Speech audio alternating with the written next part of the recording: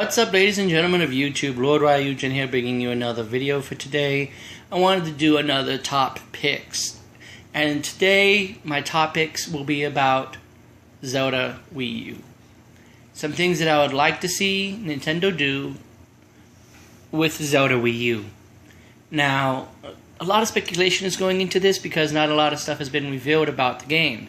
These are just my personal thoughts. They in no way reflect anything that is known or anything that may possibly even happen with the game itself. These are just my personal opinions on some things that they may try to do or things that I think might be interesting to see what they would do. So with that, we're going to start this list. One of the things that I would like to see them do is a truly open world. Now, they say that it's an open world, but the problem with most open world games is that they're not truly open world. They kind of limit you. Like, you can't go into that house. So the idea that I can go into anybody's house at any time, I can find alternate paths rather than going a straight linear path. All this is great ideas that I'd love to see Nintendo do, and they say that they are experimenting with the idea of an open world. So, I really want to see that. And based upon the size of the map that they have shown off with that little bit of what they showed off at the end of I think it was the VGAs, yeah, I'm really looking forward to being able to explore that whole thing and take my time with it. Not have to feel like I have to rush or feel like I have to, go straight there. That if I wanted to take the long way around and get distracted and end up doing 5 or 6 side quests and then realizing, oh crap, I was supposed to go to the water temple. Yeah, that's something that would be good. I also would like to see non-linear progression. I've talked about this before with the last one, Link Between Worlds, about how I would like the idea that you can basically beat the whole game with a sword. But kind of like how Mega Man does, you could essentially beat every single enemy with the Mega Buster, but if you have a certain weapon, it really helps with the boss fight, or really helps with the stage. That's something that I would like. I would like to see that in this. I would like to see it to where, yeah, you don't have to grab a single item. If you really want to try to go through the whole game with just your sword and armor, then so be it. That's what you can do. It might be harder towards the end, but it could be done. However, if you go and you pick up like the boomerang from Dungeon 4 and come back, or if you go way up into the mountains or whatever and find the hook shot and come back, this dungeon will be a whole lot easier for you.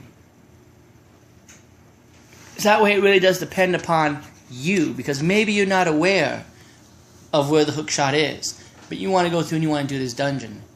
Well, you can. You might have to take a little bit longer. I really like that idea. I also like the idea of multiplayer, but not in the sense that you're thinking. I don't really like the idea of like a 4 swords multiplayer kind of thing, or even an online multiplayer, or even co-op. I kind of like the idea of ghosts, kind of like what was introduced with Dark Souls, where maybe you see other people, and this whole game can revolve around spirits and a spirit realm or something, to where maybe if you wear this mask or something, you're able to see a shadow realm or a spirit world or something. Or maybe you don't even have to. Maybe it's just something that Link just sees automatically because he has that ability, to where you see other players in real, that have recorded themselves in real time, and you can kind of see, well, this person's continuing to fall. I need to be careful here, or I see that they have shot something, so I know I need to use the hook shot here. Kind of give people a little bit more help, I guess. Which leads me to the next thing. No hand-holding. No hand-holding. I really do want to see that from the next Zelda. That's something that I really enjoyed about some of the earlier Zelda games, was the fact is that, like with the original Zelda, there was no hand-holding. You had to figure it out on your own.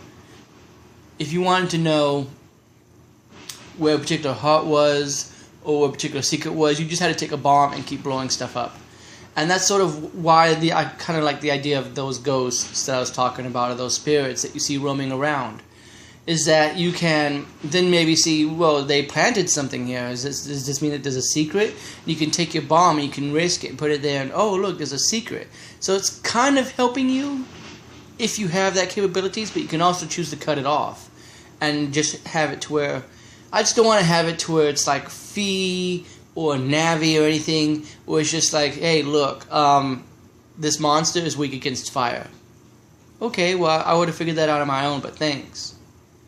You know, just less hand-holding.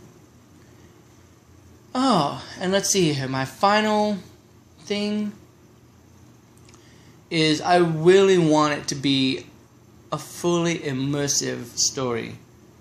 You know? Which I kind of like the idea of it being non-linear because of that.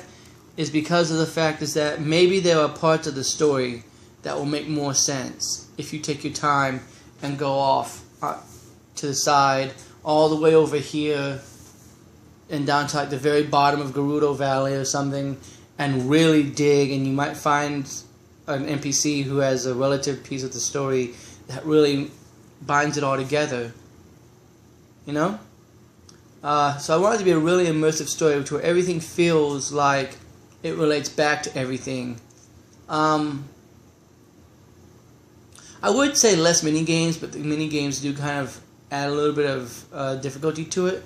But I would just say make them optional and not have anything to do with anything. And that way they can just really be fun. And the online capabilities can go to the multiplayer games. Like, you can easily have it to where maybe there's some kind of a target shoot with the arrow. And you have leaderboards or something based upon who does the best. This way they're fun, optional side games that you can do, but you don't have to feel like you have to be perfect in order to get a heart piece, because the heart piece isn't there. It's just for fun. That's something that could be really fun to do. And something else that could be really fun to do is amiibo support. I don't really know how they would do that, but amiibo support could be pretty interesting, especially if you get like a Link or a Zelda character. If they make Impa character and like Tingle and all that stuff, they would probably have to come out with another wave of amiibo.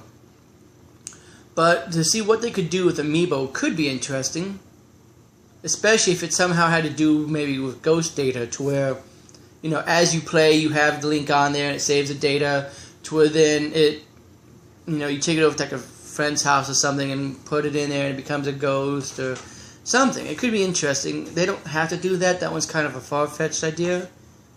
And so is the next one, the idea of maybe using the 3DS in some way with it.